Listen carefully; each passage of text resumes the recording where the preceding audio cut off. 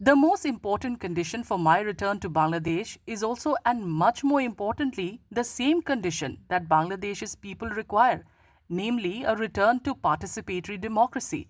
The interim administration must rescind its ban on the Awami League and allow for elections that are free, fair, and inclusive.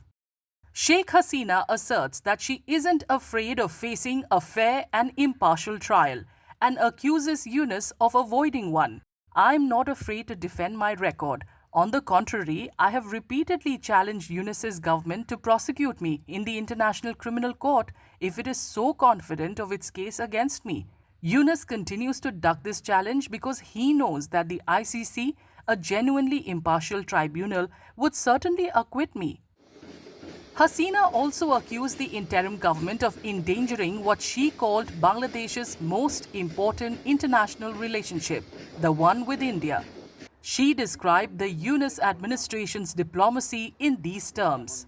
Yunus's hostility to India is foolish and self-defeating in the extreme and reveals him for the weak monarch he is, unelected, chaotic, and dependent upon the support of extremists. I hope he doesn't make too many more diplomatic missteps before exiting the stage. The ties between our two countries are broad and deep, and I hope it can withstand the foolhardiness of the Yunus interlude. Hasina accused the interim regime of dismantling the democratic order in Bangladesh while empowering extremists and bolstering radical elements. Yunus has no right to dictate who may or may not participate in our country's politics, nor whom Bangladeshis may or may not vote for. His rule has seen physical and judicial attacks on religious minorities, Islamic extremists placed into senior government positions, and even hostile rhetoric towards India from officials in Dhaka. I have been appalled to witness this. On the violent protests that led to her exit, Hasina acknowledged that her government lost control but stressed that operational decisions at the street level were taken by officers on the ground and not her.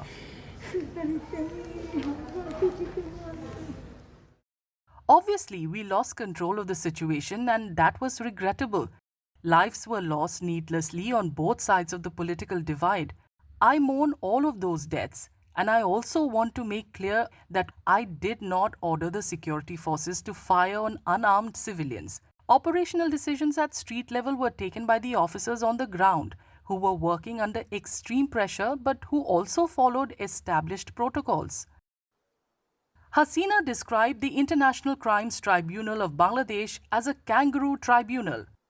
The ICT process is a kangaroo tribunal controlled by my political opponents. They are trying to neutralize both me and the Awami League as political forces. The fact that they would use the death penalty to suppress their political opponents reveals how little respect they have for either democracy or legal due process. Sheikh Hasina expressed her gratitude to the Indian government and its people for providing her refuge. The former Prime Minister said that despite the interim government's actions, Dhaka-New Delhi ties remain strong, emphasizing that India is and will remain our nation's most important friend.